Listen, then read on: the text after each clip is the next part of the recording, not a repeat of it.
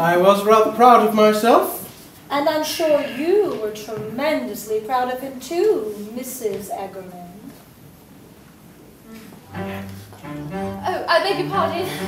I expect so, although I don't seem to remember much about it. I try not to bore my wife with my dubious victories in the courtroom.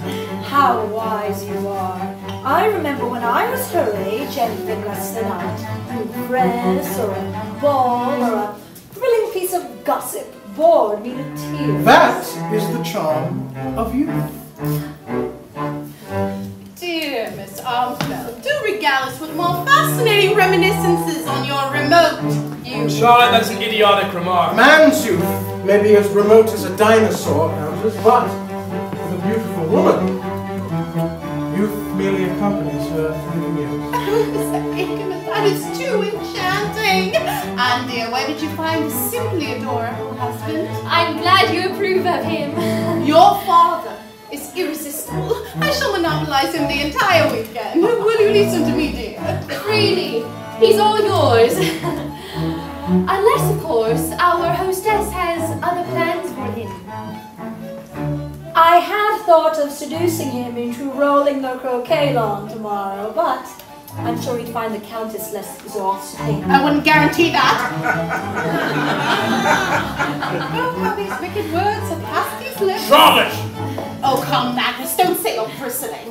My husband, Mr. Ackerman, is a veritable porcupine. At the least provocation, he is all spines. Mr. Quills, beware of leading down dangerous paths. I apologize for my wife's behavior, sir. She is not herself tonight. Well, she is this charming when she is not herself, sir. I would be fascinated to meet her when she is. Oh, my champion! May tomorrow find us thigh to thigh, pushing the garden roller in tandem. That would depend on the width of the roller.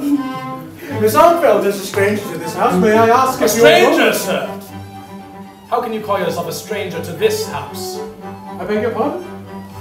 I understand from your daughter, madame, that Mr. Eggerman is an old friend of yours, and consequently a frequent visitor to this house. Are you addressing me, sir? Whoever you may be. I am. Well then, kindly repeat yourself. Mother, Count. Judging from the level of conversation so far, young man, you can hardly expect me to have been paying attention. Splendid! For thrust direct! I shall commandeer that remark and wreak havoc with it at all my husband's regimental dinner parties. Ladies and gentlemen, tonight I am serving you a very special dessert wine.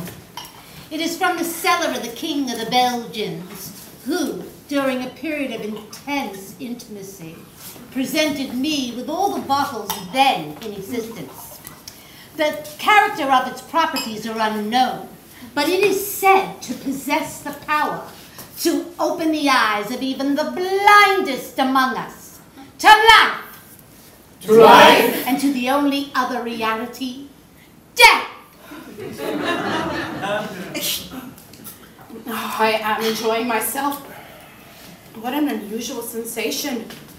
And at this awe-inspiring moment, let me toast to you, Miss Desiree Armfeld, who have made this evening possible.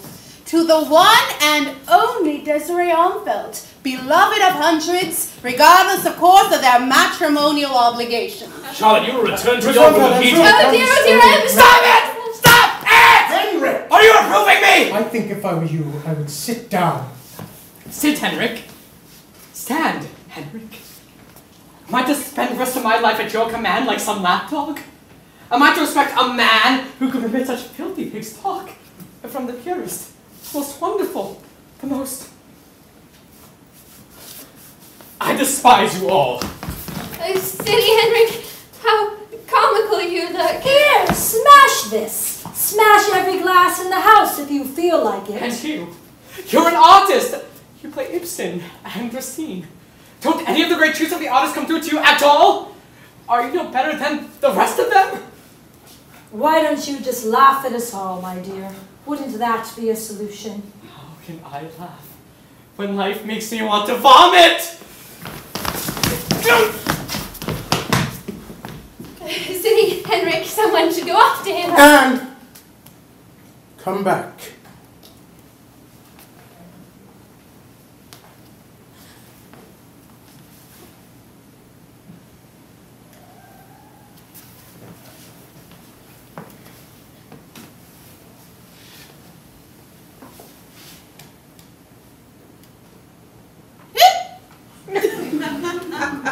Dear Countess, may I suggest you try holding your breath for a very long time?